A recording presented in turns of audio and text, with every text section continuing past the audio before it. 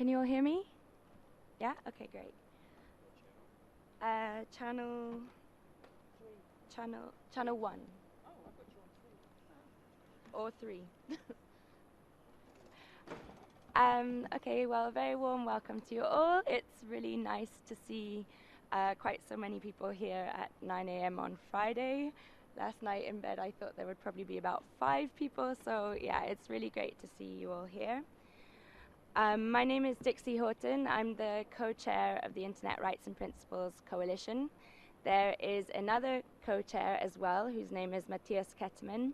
Unfortunately, he couldn't be with us today. He's back in Vienna, but hopefully he is participating remotely, although I've heard the remote participation has been a bit patchy, so we'll see if that works or not. But he might be able to join us later.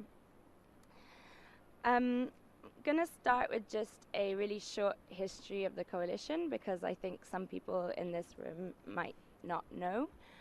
The coalition was formally formed in 2009, and it was the merging of 2 separate dynamic coalitions.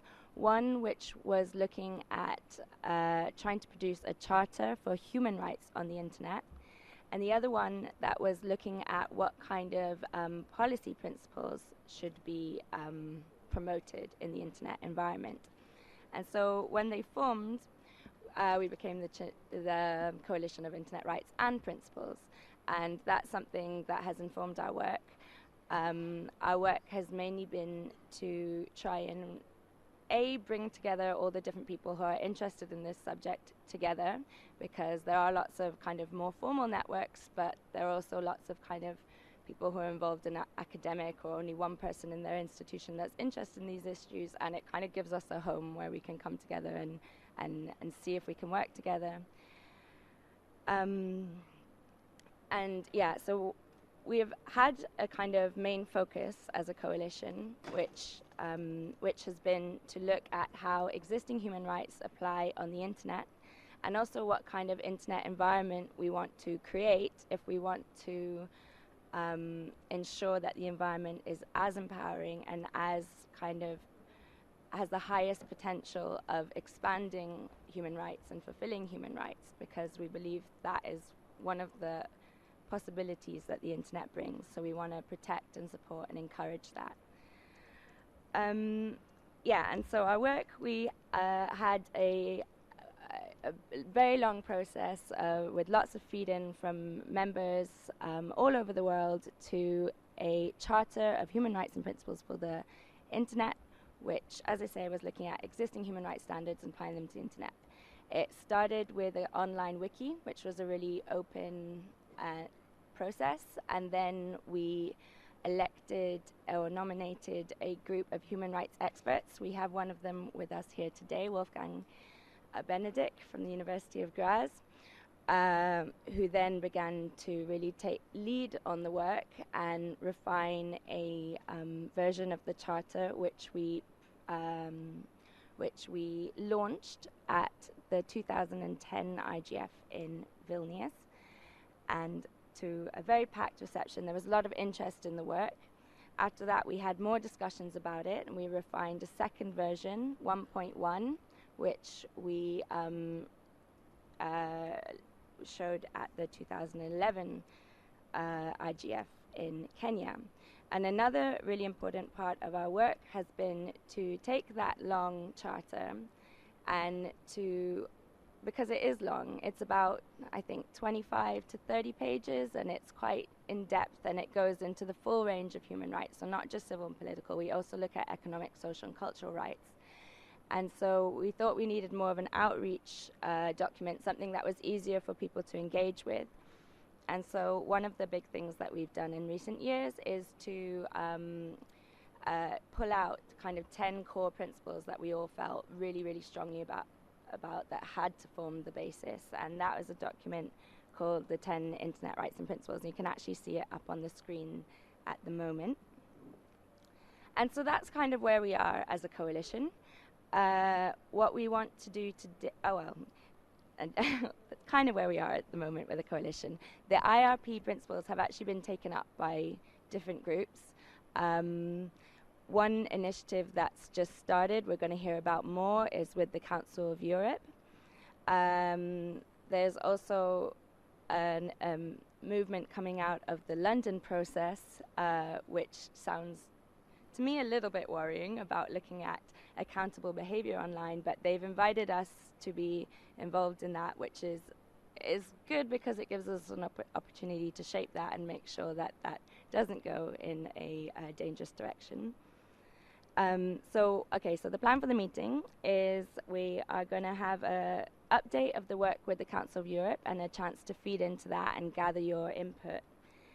And then we're going to discuss what the IRP should be doing going forward. And this is, in a way, a bit of a navel-gazing session because we want to see what we can actually do over the next year or two.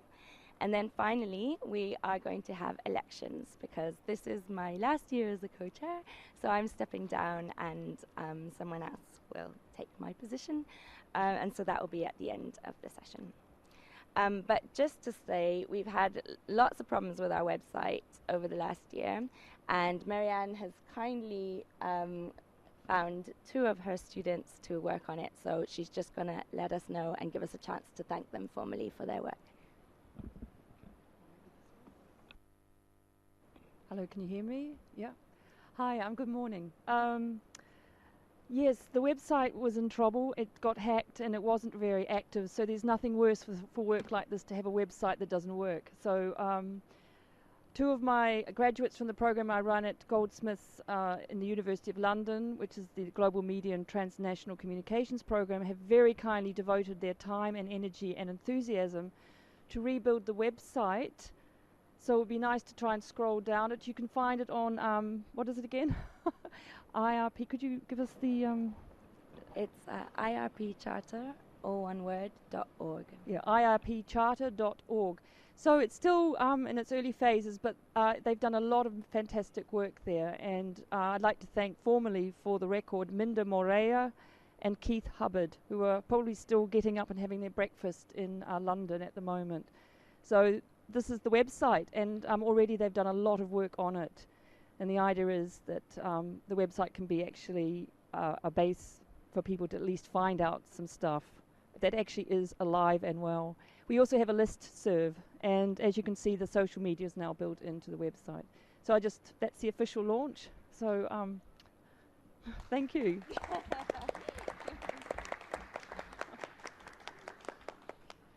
Keep plugging in there so it gets up on the search hits. You know how it goes. Thank you, Marianne. Okay, so that's that, and now we're going to move on. I'm going to hand over to Wolfgang and and also to James from the Council of Europe, who's come to join us to find out about the project there. Good morning, everyone. Is that coming through? Okay. I work at the Council of Europe.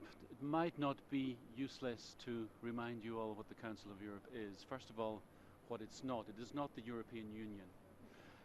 The membership of the Council of Europe is 47 member states. It's an intergovernmental organization, and we deal essentially with issues regarding human rights, democracy, and rule of law. The Council of Europe works in essentially through 3 main working methods. One is what we call standard setting. We develop international treaties signed by member states. We develop recommendations to our member states on issues concerning human rights, democracy, rule of law. Perhaps one of the things that the Council of Europe is known as doing best is setting up monitoring bodies in the framework of these treaties that are independent monitoring bodies that check that the signatories to these conventions, the member states, do actually fulfill their commitments.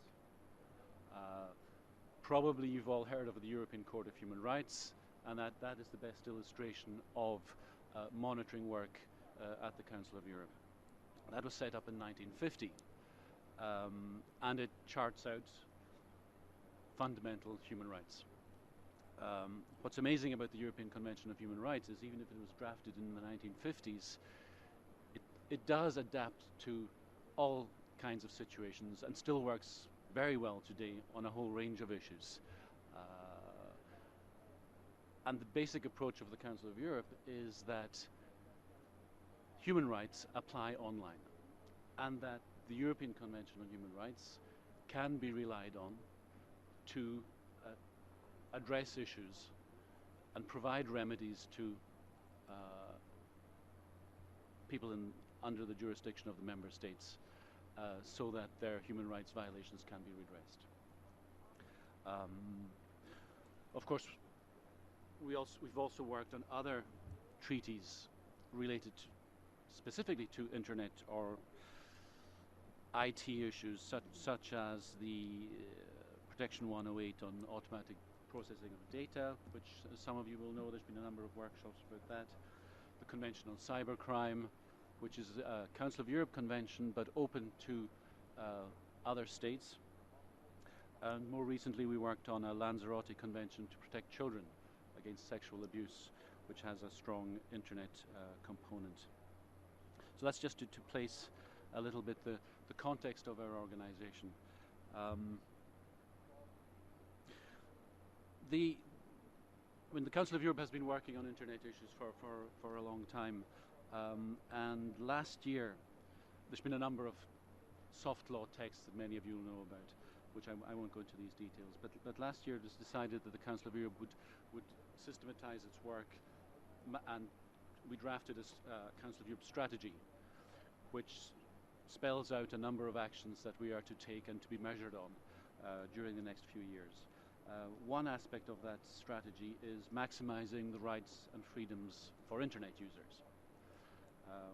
And that covers a range of issues, from carrying out public awareness, raising activities in the member states, but also in the neighboring countries of the Council of Europe, in particular the Mediterranean rim.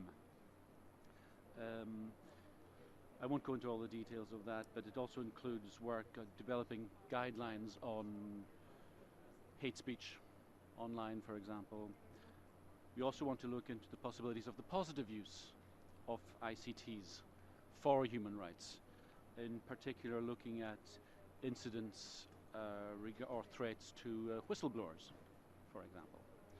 And what we're here to talk about today is another action line in the strategy, which is drawing up a compendium of existing human rights for internet users.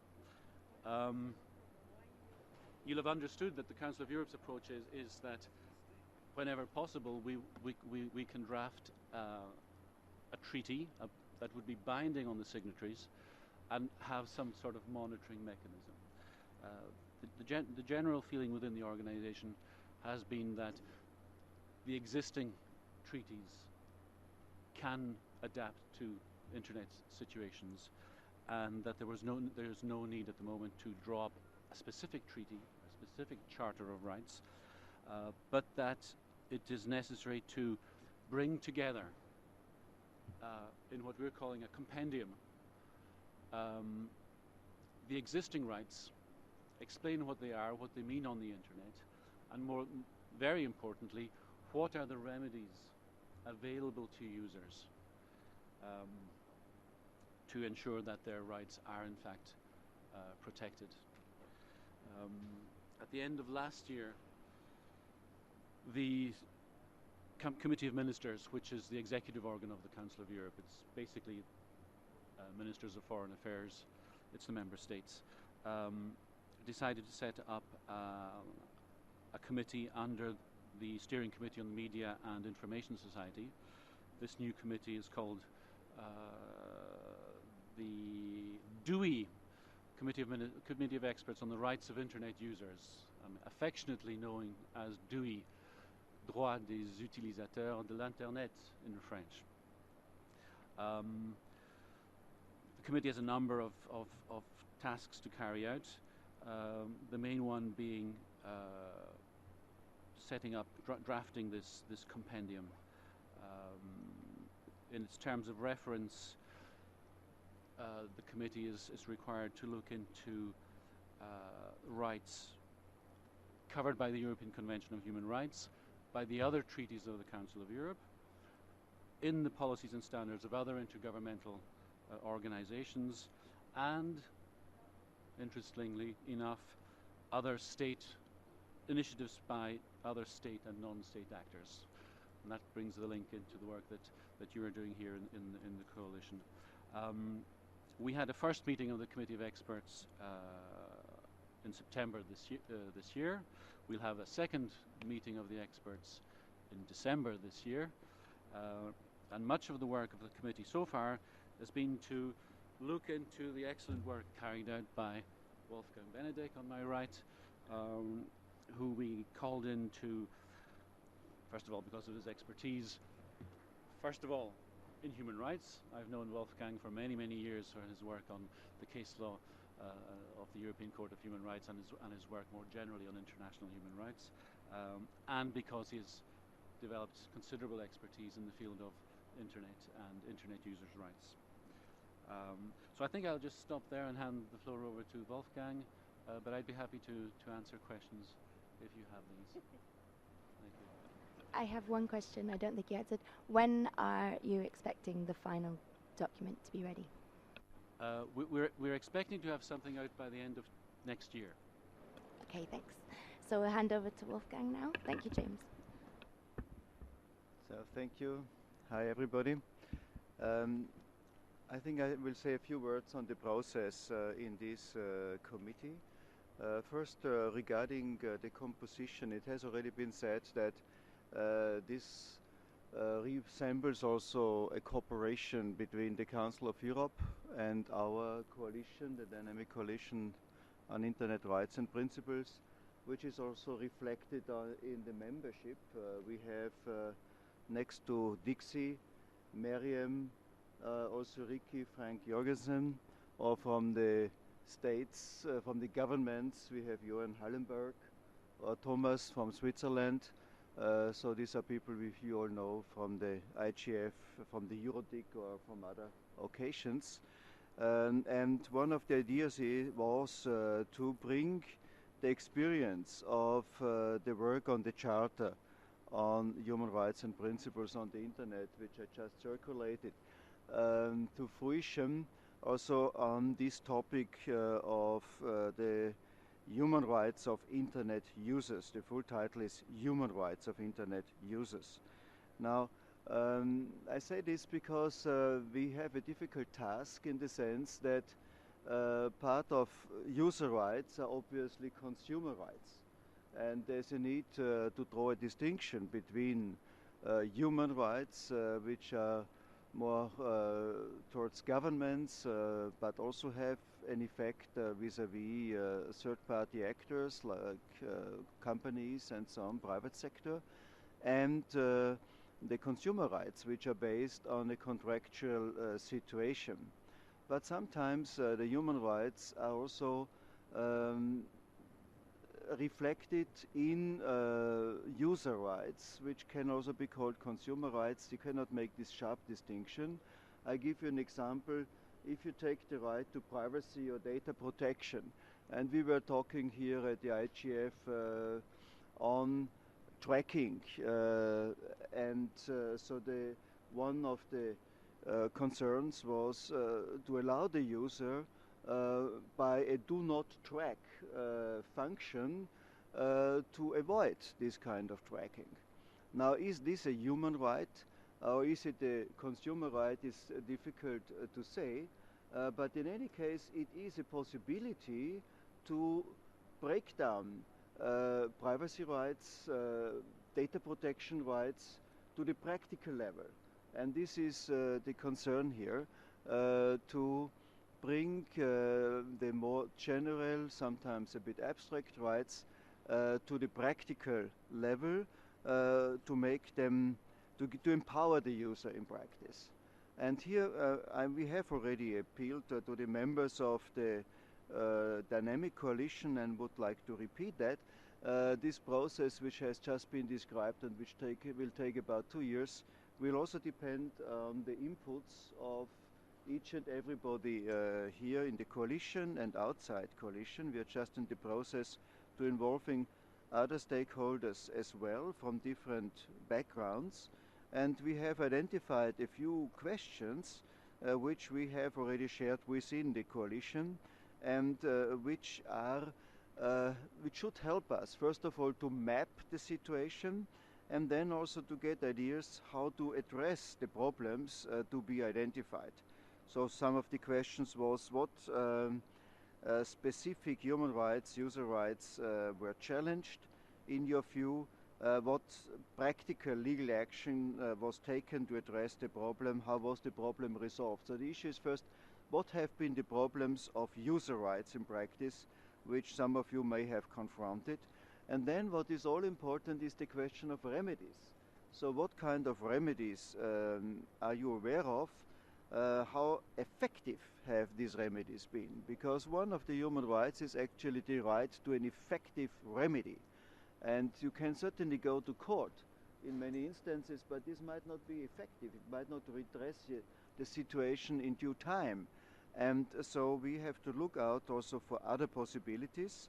Sometimes this can be on the basis of self-regulation. In the private sector, this can also be on the basis of regulation or on the public sector or a cooperation of both. And so also the established wisdom of the committee is that we are not looking for new rights. Our task is, and this is reflected in the title Compendium, to bring together what is there on the basis of existing rights. This does not exclude that existing rights are being interpreted in a constructive way. This is something we have done when we drew up the Charter on Internet Rights and Principles. We used the existing rights from the Universal Declaration, other UN instruments and so on, and we interpret it in the light of the needs of the information society. And now, in a similar way, this compendium should bring together, on the basis of existing rights, what is possible in order to strengthen user rights and to make human rights work for users. So that is an invitation to all of you to contribute to this process because the Council of Europe has given us the chance to participate. It has opened up in that way. Civil society, academia has a major role to play here. And in a cooperation of all stakeholders on the multi-stakeholder approach, we hope that we would be able to move things a little bit further. Thank you.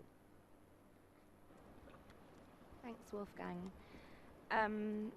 Yeah, so the idea of this initiative is to find some way of taking these top-level principles and making them actually mean something to users and looking at what kind of remedies are available to users.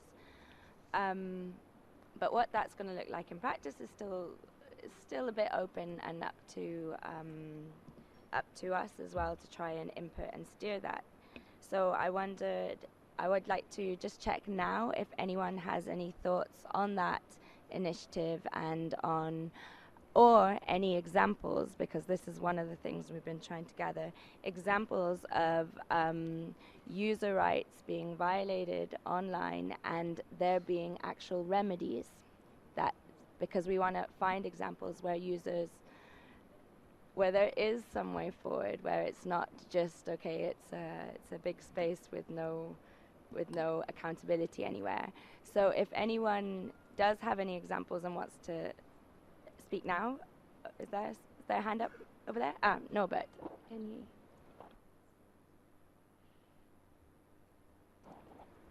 If you want to speak, just put your hand up. Thanks. Thank you. I'm Norbert Bollo from Switzerland, Swiss Open Systems User Group. Do you hear me?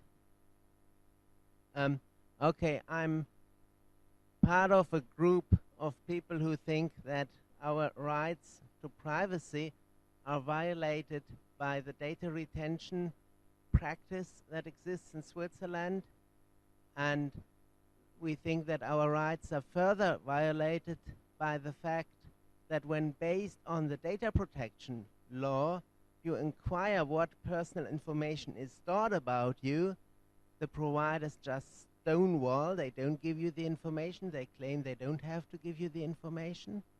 So we think our rights are violated by that. And we have created a little association to try to address that problem. And we have a lawyer, and we want to go to court about it. And we fully expect that we will lose in all national instances. And we will do that so that after having exhausted the national theoretical possibilities of remedy, we then have the opportunity to inquire to the European Court of Human Rights. So we very much value what you are doing for us. Thank you. Thanks, Norbert, and good to hear a really practical example of something that could potentially be a rights violation and an effort to actually enforce that right. Does anyone else have any feedback into this particular initiative? Or comments or questions? We have a hand there and a hand here. We'll come to Alex first.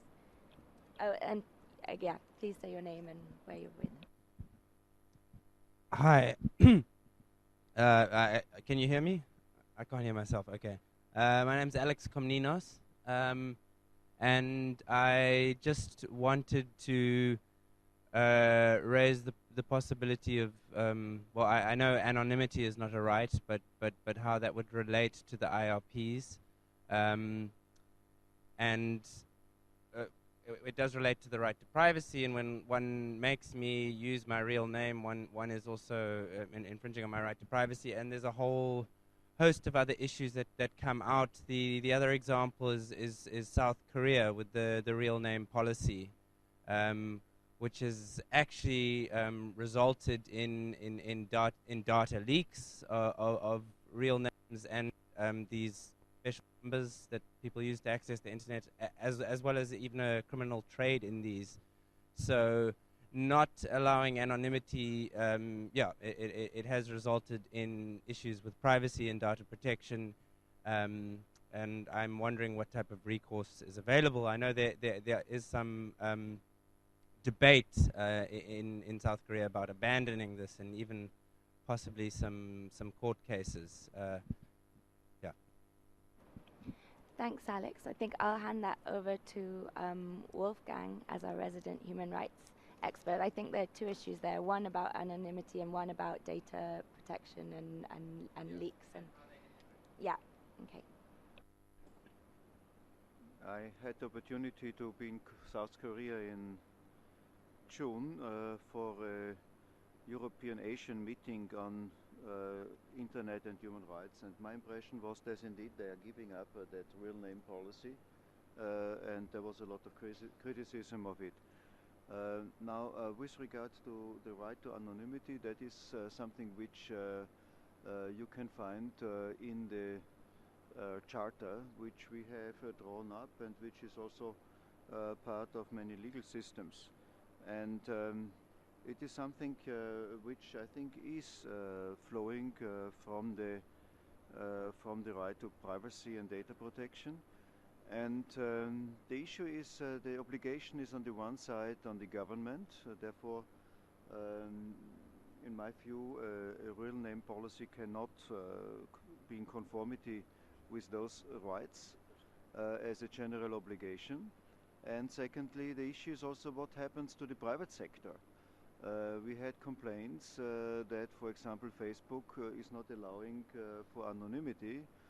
It was said that Google Plus is doing the same, but Google people told me here that it's not like this, that you can also be there under pseudonym. So that's an issue which should also be discussed with the private sector, because in my view, if the private sector is taking that position, it will make it easier for governments to take the same position. And certainly there is a strong pressure from certain governments who would like to have a better control of what happens in the internet, to go to reduce anonymity as much as possible. In my view is that it's something we should uphold. Now, with regard to the remedy, that I'm not able really to give you a good answer on that, because I'm not familiar enough with the pertinent cases. In any case, you should not be, let's say, put on trial or whatever because you're using anonymity. And if there are pertinent cases, I cannot tell you at this moment. Maybe somebody else in the room knows more about that. Thank you.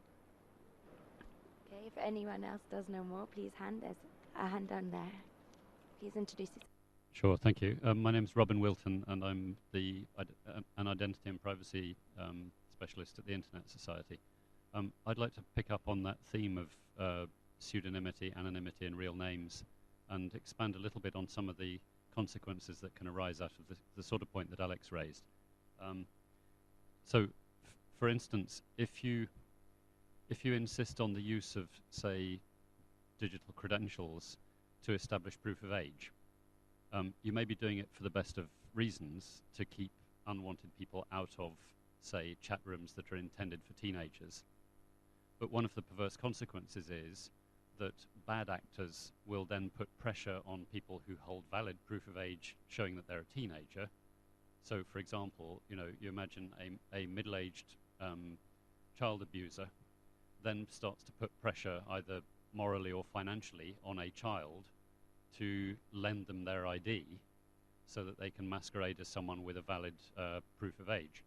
So these things can be extremely dangerous, even if they are embarked on for potentially the best of reasons.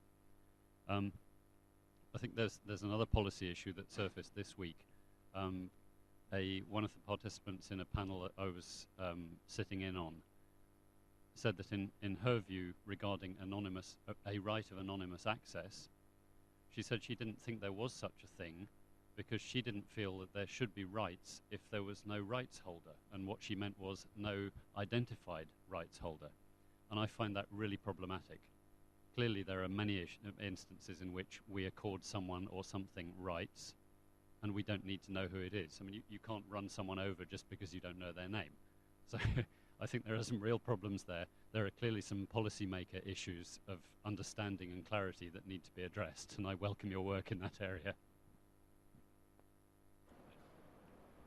Oh yes, I'd like a comment over on the other side of the room.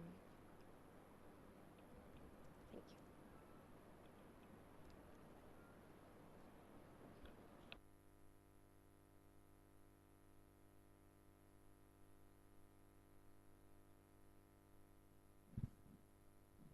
Can you hear me? Great. My name is Courtney Rajim from Freedom House, but I'm also an academic and just trying to think through some of these things. I mean, you're giving the example of you don't have the right to run over somebody. I think that there are certain cases where you do have to be identified to have rights, and also that there's an expectation in the public sphere that when you, if you're talking about, say, in physical life, that if you're out there, you can be photographed, you can your statements can be heard, and that there is a less of an expectation of privacy in the public sphere. And I think it's a little bit problematic that we're talking about the internet, because I think there are so many different places and spaces on the internet that when we're talking about our social media networks, that's very different than when we're, say, talking about our credit card transactions, or if we're thinking about how we comment on newspaper or media articles online. And so that we need to think about that as well. And just in my conversations over the past few days, especially with representatives from some of the main social media networks, which have become such a vital space in which public life and historical moments are taking place, to find out that, for example, the Facebook event page Jan 25 in Egypt was deleted. It no longer exists. There's no way to recover it.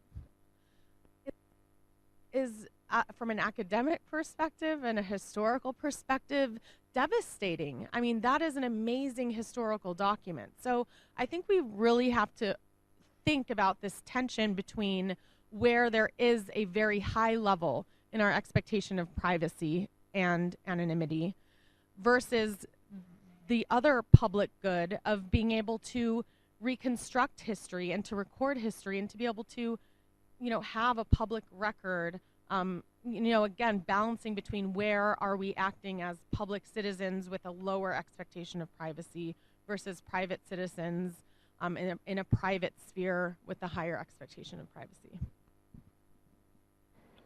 Okay, thank you. Yeah, this is an extremely thorny topic that we've kind of launched headfirst into. I'm not a privacy expert myself, so I'm going to look around the room and see if anyone else wants to contribute on this topic. No? Okay. You do? Okay, yeah, okay, back to Robin.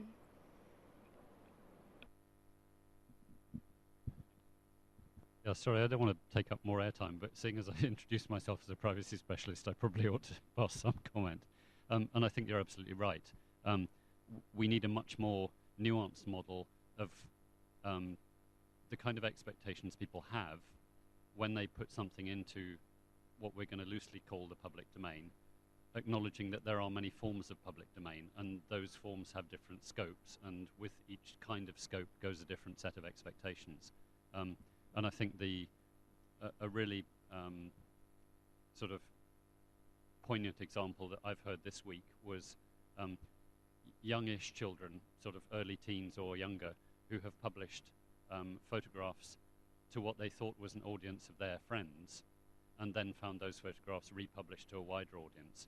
And I think Dana Boyd at Microsoft has very clearly articulated that issue, just by saying that there is a privacy issue in taking something that was published to an audience and publishing it to a wider audience. So I absolutely agree.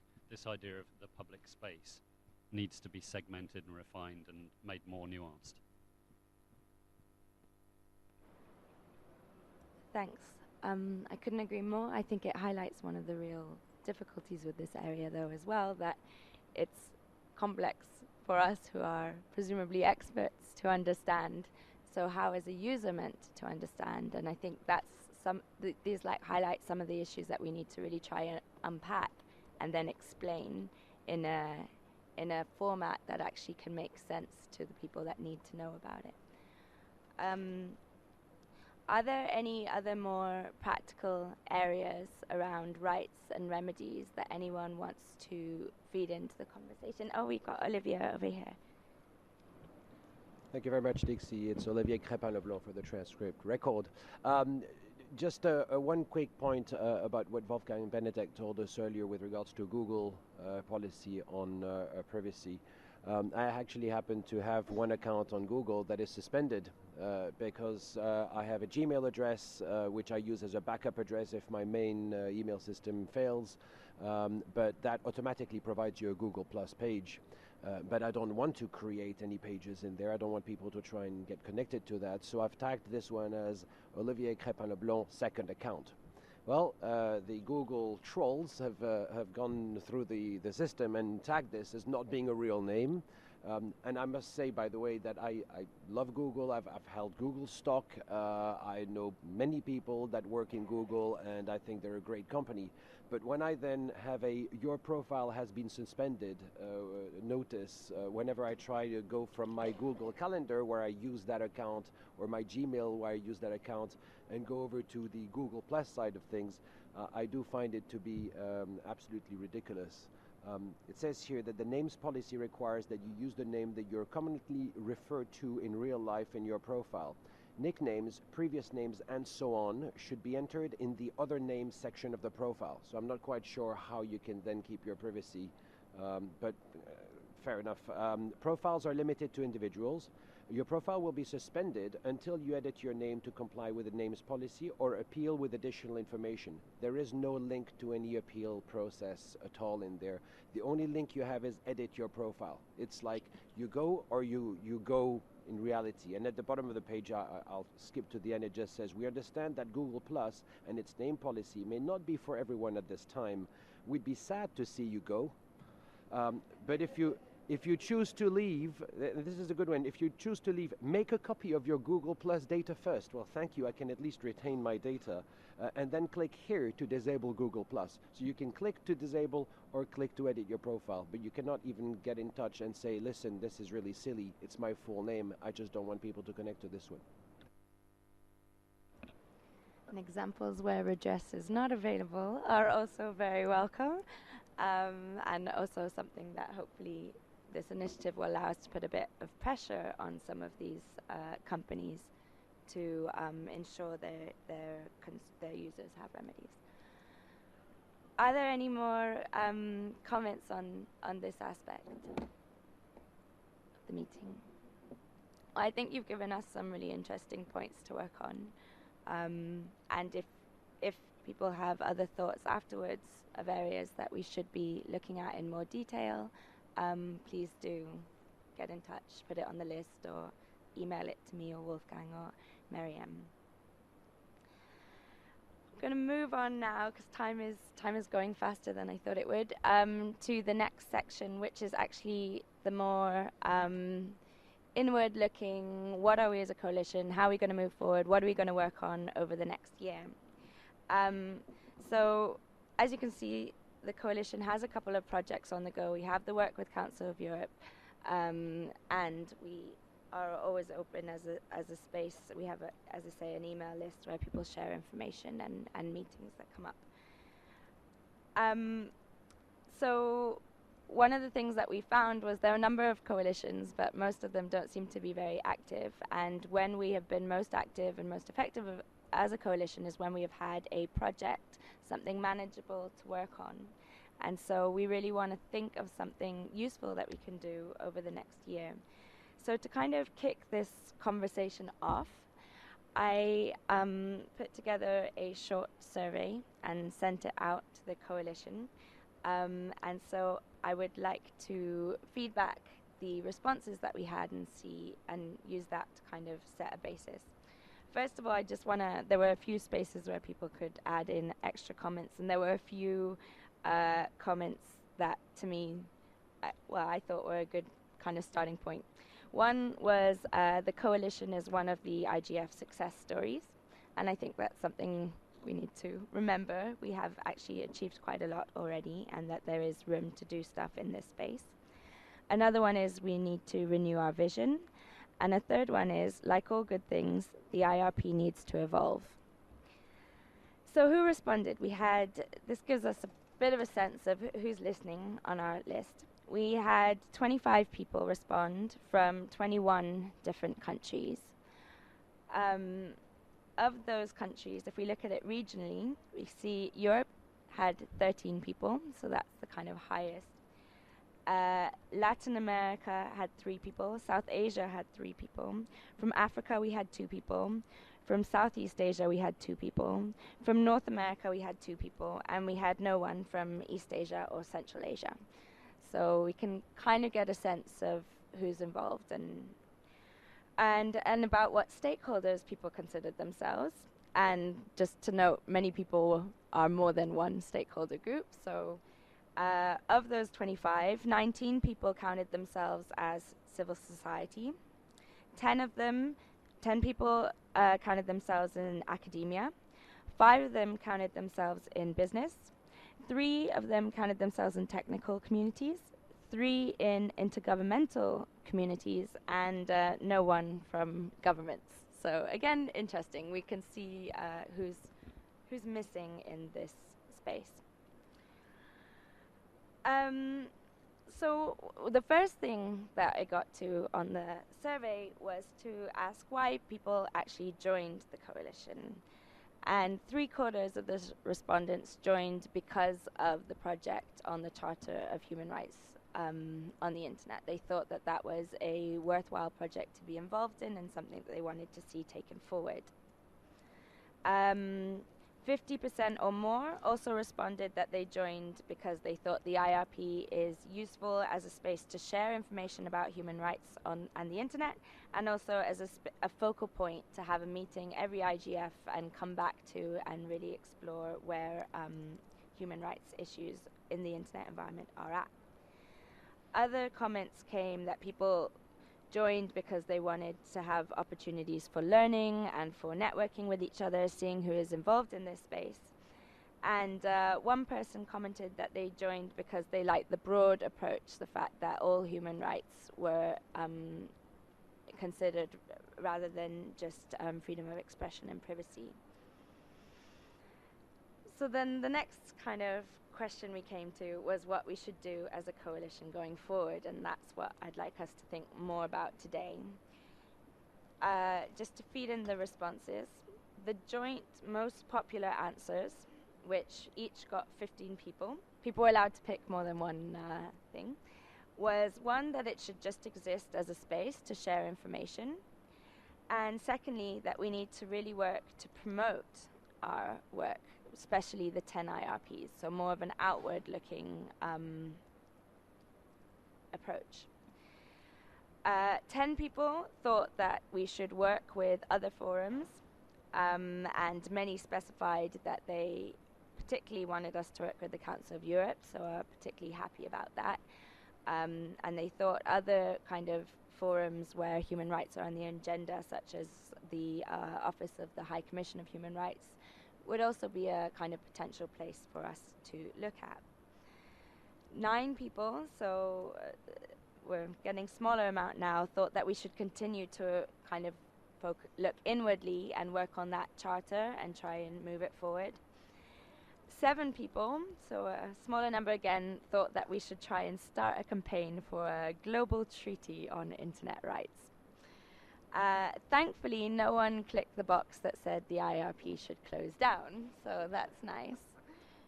And then just a couple of other comments that were put.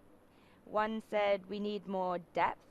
We should build debates around individual charter provisions. So rather than always starting with these big, we are working on a compendium of human rights, what's your input? We should try and dive deeper into particular issues. One response said that we should identify kind of specific topics to focus on each year, and suggested that maybe human rights and businesses would be a good one. And the third one, specific kind of input, was that we should every year come back and monitor the annual the annual kind of report card almost of human rights on the internet based on our 10 internet rights and principles. So there were some general discussions there and a few specific things as well. As a coalition, of course, we're all volunteers, so we're limited in what we can do, but we do want to do something. And so I'd open now for any kind of topics, any input, any examples, anything. Okay, so I'm Norbert and then Valeria. Where's the mic? Seeing as you're on that side, perhaps you could go to Valeria first.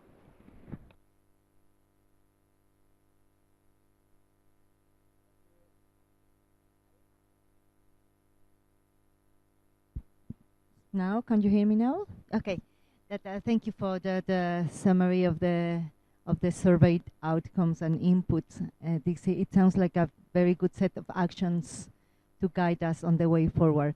And for us in the APC, we would really like to use the coalition and the work that the IRP is doing together with the Council of Europe as a sounding board,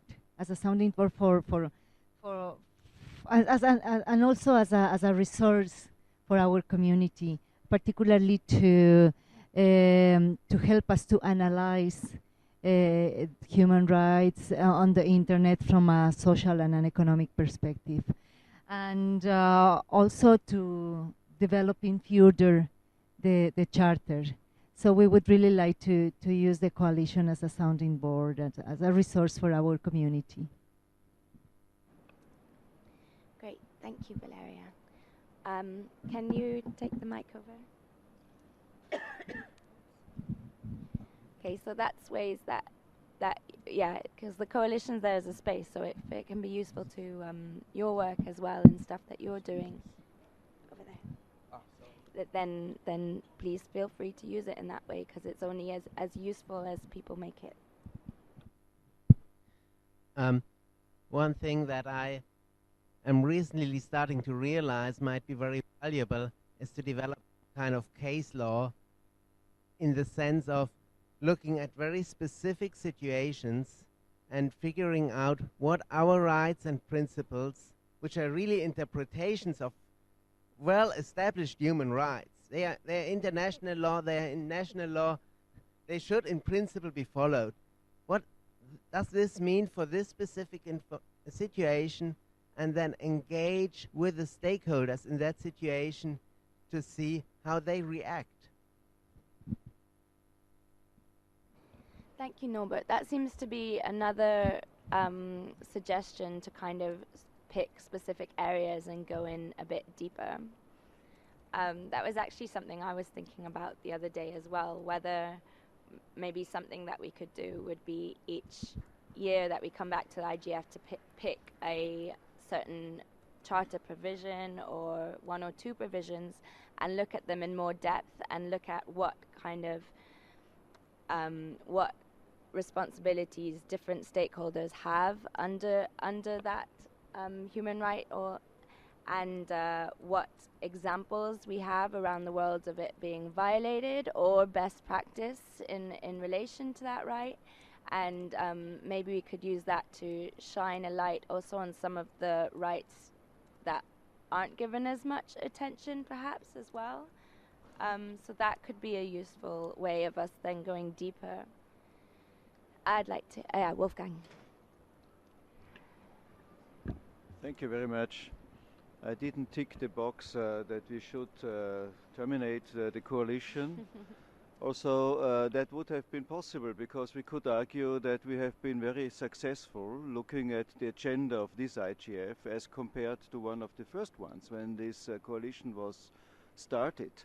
We originally had the feeling that human rights was not adequately covered at the IGF, and now one has to say that human rights has become one of the major issues, cross-cutting practically everywhere, and so not our success alone, but many have been responsible for that success, but it is a very positive development. Now, the one issue would be, and I don't think we have the capacity alone, so together with others, we should maybe annually have a kind of stock taking, a mapping. What are the issues which are adequately or close to adequately covered in terms of human rights, and what are the issues which need more attention, where such an activist coalition could make a difference. My feeling is, for example, that in the field of freedom of expression, a lot is happening now, and it's not really necessary to emphasize that issue now at this moment. But other issues might deserve more attention, and so that is something which should also be coming from an experience in practice. I mean, we have members who are out there, who are a bit everywhere, who confront the realities. And so the test of the practice would also be important, where to intervene or where to back up processes, as you mentioned from APC, processes which are ongoing and which would benefit from a bit more expertise or more analysis and so on. So in that sense, the capacity which is there in the coalition could be brought to bear on such situations. One issue where I was not sure if it needs such an intervention was the relationship between human rights and business. It was discussed here at the IGF, but my feeling is that these things are not moving as they should. There is the discussion about self-regulation, we are going to do something, please wait and see, etc. But we have a hard time really to have a blunt dialogue what is really happening. There is the GNI, the Global Network Initiative, which is doing some work in that field, but it is limited practically to freedom of expression and privacy. And so that would be an issue where I think it would be worthwhile to take up the challenge a bit more. Thank you. Can I just clarify, Wolfgang? Do you mean issues that are adequately covered at the IGF, in that there are lots of other workshops looking at them, or do you mean that issues that are adequately covered kind of within the broader movement of human rights online? I was thinking in the first place at the IGF, because we are a dynamic coalition which operates in this framework and which also wants to contribute to the IGF. But the other is not excluded. No, I agree. Okay, thanks. Olivia. Thank you very much, Dixie. It's Olivia Crepin-Leblond for the transcript, and I noticed actually that the transcript is broken. There is a break in audio. I hope that we are recorded somehow and we'll have a transcript at some point. I need to go soon, so I just wanted to touch on a couple of issues of points which I think we should be looking for the coalition to work on. Certainly the charter and the 10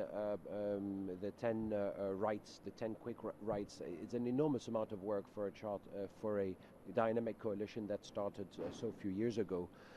It's an enormous achievement. My big concern that I have at the moment is that it's not being publicized enough outside those walls. Yes, we know about it. Yes, we could continue working on it and refining it further. And yes, of course, there are parts. It's still a beta version. We need to finalize this. But at the same time, I think we also need to really start publicizing it a lot more than we have so far. And primarily with of course, the media on one side and sort of wider audience, but also with industry and with the internet industry out there. When I hear Vint Cerf come to many different sessions and telling us that the internet is not a telecommunication network, it's a network of people. It's primarily all about people. And it's absolutely true. The internet would not be the internet without its 2.1 billion users. If there were no users, it would just be some intranet of some sort, and it's a completely different kettle of fish. When I hear Fadi Shahade, the new CEO of ICANN, say that this is a new dawn in a way, a new season, and things are going to go and move in a new direction, I think that we should also be really seizing this opportunity to use this charter, to use all of the work that has been done here by this multi-stakeholder group of people who are not attached or paid in any way, in any specific way to produce this, but who have put this together and use this to really have it adopted, I think is the word, adopted by industry, adopted by, well, maybe governments later on. I'm not quite sure what the point of view of governments is, but I guess that the linking and the work with the Council of Europe is something that might be able to help in this respect. But as we are also now facing next month a big conference, which I'm not going to mention too much, but which might affect the internet in very great ways. And if some of the regulations, or if all of the regulations get adopted, would basically go completely against what is in the charter over here in several respects. It really is the time for this charter to be publicized and for people to know about it and decision makers to know about it. So I would really hope that through our combined networks and the footprint that we have worldwide, we would be able to make use of those assets to make it known. Thank you. Thank you. And there we have 2 more points. 3, but okay. So seeing as you're closest to Michael, can we, Michael and then Mr. Zook. Oh, right. Yes. Okay. Lots of points. Thank you. I'm Chinmayi. I'm an assistant professor of law at National Law University, Delhi. I actually wanted to second what Olivier just said and offer some suggestions. I met Dixie a couple of months back in India, and shamefully before that, possibly because this is my first IGF, I didn't know about this coalition, and it's brilliant. I should have known about it. I am someone that's interested in human rights in the context of the internet. So maybe as a suggestion to take that forward, I don't know if anyone in this room's been following the free speech debate by Timothy Garton-Ash. I thought that they do this great job of publicizing their 10 principles all around the world. And they do a great job of keeping the conversation going by sending podcasts and articles that sort of debate each of their points. And I think that they're sort of slowly expanding to academia all around the world through these conversations. And they're kind of able to address what Wolfgang said about recent controversies and how they feed into various principles. So maybe that would be helpful as the coalition grows. You'd have more resources and we could all pitch in. That's a great practical example. Thank you. Oh, sorry. I was just thinking because you're on that side. Maybe we can do people on this side, and then we'll come up and do people on this side. Thanks. Yeah, I'd like to third that. Can you introduce yourself? Mike Gerstein.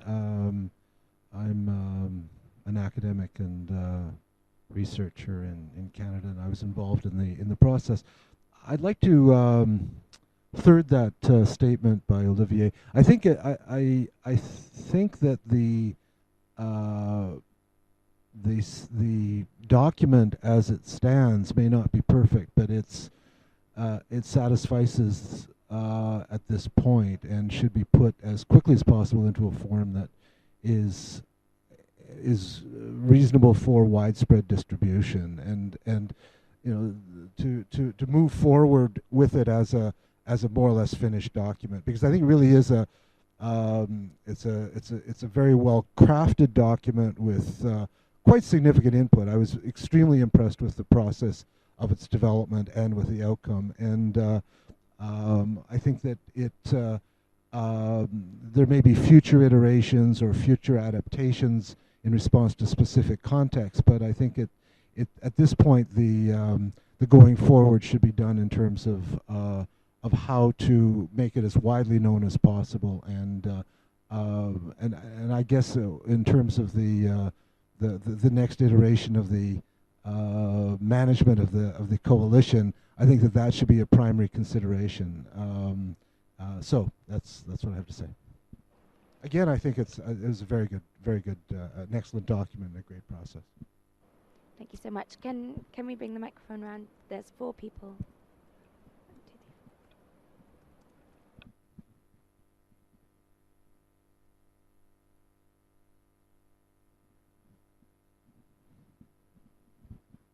Thank you. I would like to react on 2 points that Olivier made. First, absolutely agree with pushing it out. Very good document, must be made more well known. Then I want to react on the aspect of adoption.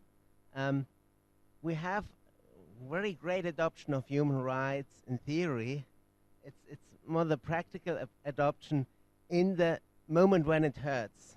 That's a problem. So that's why I'm thinking we need to engage on the case law in specific contexts, which also, in my opinion, are a great opportunity for public relations work to say, this is the situation, this is the rights and principles document, this is the conflict. I mean, people are interested in conflict. They all love soap operas.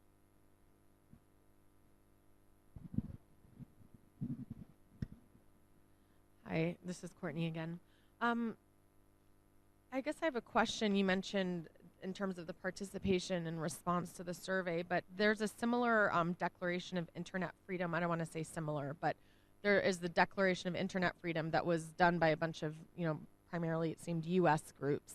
So how is this related? And, it seems like there are many similar initiatives going on, so it seems that this is also the first time that I've heard of this initiative, and I don't know, Freedom House does an annual survey of human rights on the internet, a subsection of human rights, which are political rights and civil liberties, called Freedom on the Net. So it's interesting to be a pretty, significant civil society player, at least in the United States, so we do work globally, to be hearing about this for the first time. So I definitely encourage you to think about how to do outreach so that, maybe some of, these similar initiatives that are going on can leverage each other. Great. If we can, we're running out of time because we do need to move on to elections and things. So I'll have the last few points and then we can respond to some of those and then move on. Thanks. And good point, by the way. Hi, can you hear me? Okay. My name is Jonathan Zook, and I'm with the Association for Competitive Technology, which is a international organization that represents small and medium-sized businesses. So I wear two hats in this room, one as a human appreciating the rights that I enjoy, and as an advocate for the business community that are experimenting and trying to find the right business models in the new internet era. And so there's a part of me that gets a warm feeling from this document, and there's a part of me that wants to make what might be a less popular suggestion for the coming year that is some cold realities. And one of the things that Olivia mentioned is there are some upcoming intergovernmental conferences that are coming up that are making business just as nervous as they're making civil society. And I think that represents an opportunity to work together with business to perhaps craft a subset, a document that's a subset of this document, which may seem like a dilution, and I don't know the best way. It may need to be something that happens in parallel to the promotion of this document as an aspirational document, but I also think that getting real coordination with the business community on a subset of these issues, they're motivated now because of what's going on in the intergovernmental world, that creating a subset document together with business, I think will give some momentum that might not exist when something is predominantly a product of civil society. I think this is a pretty unique time and opportunity in what we broadly call this multi-stakeholder process to defend that process and to work on a subset of these issues. And so I think the business community will be more open now than perhaps they have been historically to address these issues, you know, and to find where the common ground is. And reading through this, there's obviously some really hard issues for businesses to agree with, but there's plenty for which there is some room for agreement. And so I would recommend that one possible avenue for the group going forward is to find that common ground and perhaps jointly publish a subset of these principles that's taken into intergovernmental organizations. Thank you. And I think, Alan, did you have a point you wanted to make?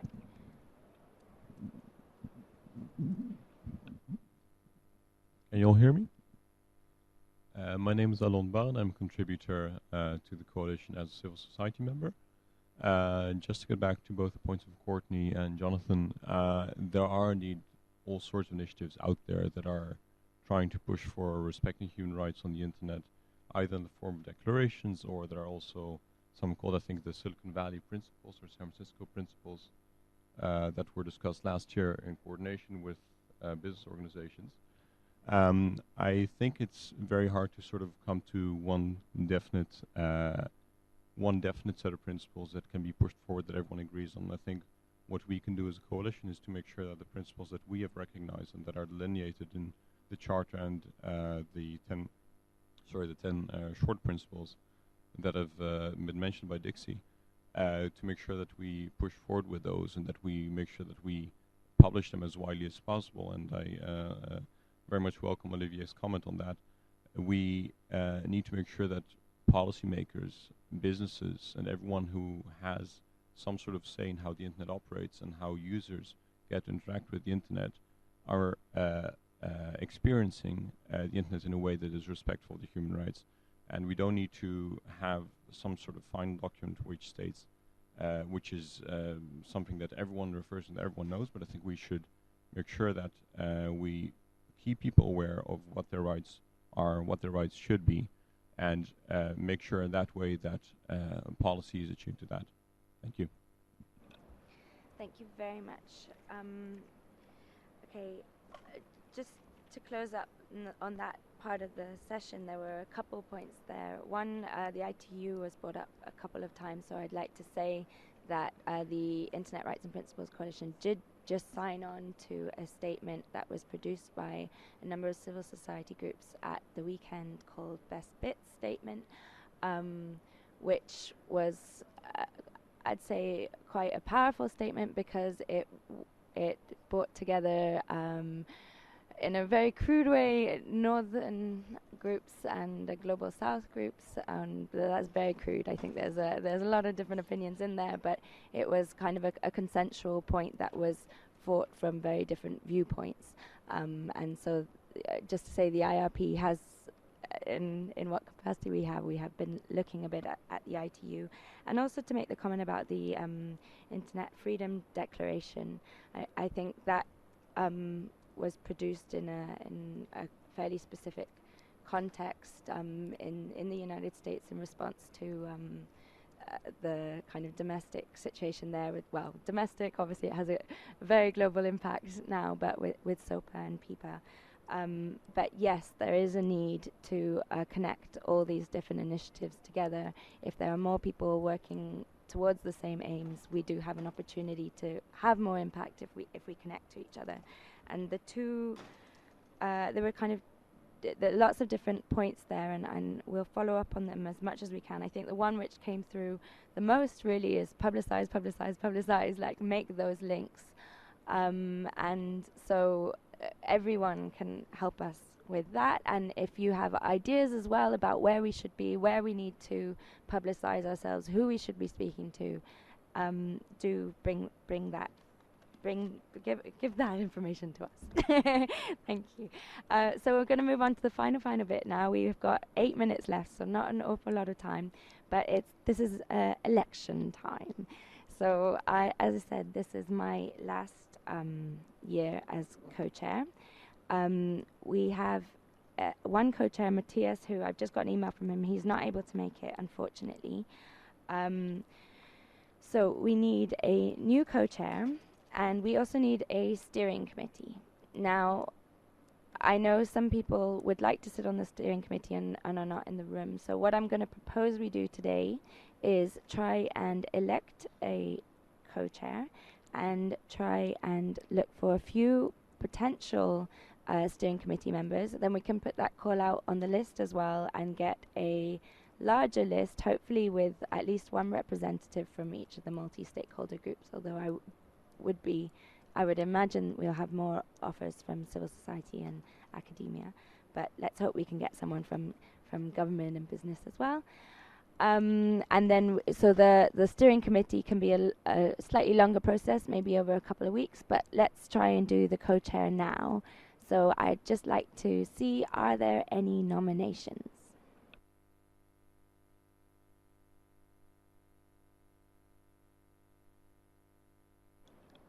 Wolfgang. I would like to nominate Marianne. She has already helped us a lot with the webpage, and she has all the potential to do that job. Thank you. Thank you. Marianne, do you accept that nomination? Thank you very much, Wolfgang. I accept the nomination. Thank you. Does anyone else want to nominate anyone? We were wondering if it would be a contested election or not. Well, it is contested because you can have Marianne or you can have no one. So that's the choice we have before us. Marianne, do you want to give us a impassioned bid for why you would like to be co-chair? It's difficult to be impassioned on a Friday morning. I've thought long and hard about it. I think it's going to be a hard act to follow. First of all, Max Sangers, followed by Lisa Horner, followed by Dixie and Matthias. And I accept the nomination thank you very much. My reason for accepting it is that I think I have actually been quite heavily involved the last year or two as a steering committee member. And then I looked back and I thought, to say I have no time is the weakest argument there exists, because none of us have time. And I think this is a very crucial moment in the coalition's existence.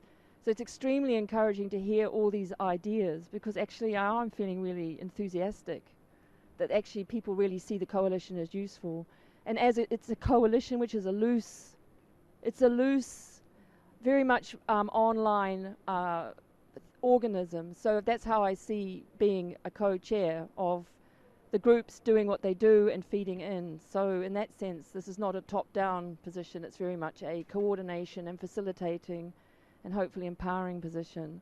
And so that's how I see it. So I would certainly like to take on board all the suggestions together with Dixie, sum them up, set up some strategies, some priorities, put that to the list and see what the list has to say. So that's how I see the work ahead. Within the time and resources I have, the time and resources some perhaps of my students and your students or colleagues might have. And I really look forward to a steering committee that can help steer gently and quietly and when needed. So I'm really excited to see some new blood come on the steering committee. Is that impassioned enough? It was wonderful. Oh wait, so shall we do an election by clap? If you think Marianne should be the co-chair, please clap.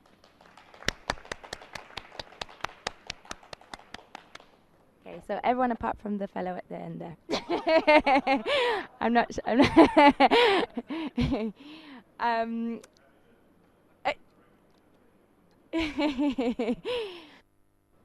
right, and so Marianne, I'm very happy. I think you will be a fantastic co-chair, and I will help you as much as I can. Could I please, my first nomination for the steering committee is Dixie Horton. Do I have a seconder? Yes. Could we please second by clap? We're beginning to look like some kind of cartel or something. Would anyone else be interested in being on the steering committee? Great. Yeah. Put your hands up so I can get them down. Norbert and Alan. Mike. Valeria, is that a hand up? Yep. No. Okay. Sorry. Okay, someone from the APC, and we got Michael there as well. Okay, if anyone else is interested, just let me know after the break, and thank you. Oh, yeah. Parminda as well is interested. That's great. And yeah, thank you very much for coming, and I hope you have a good final day of the IGF.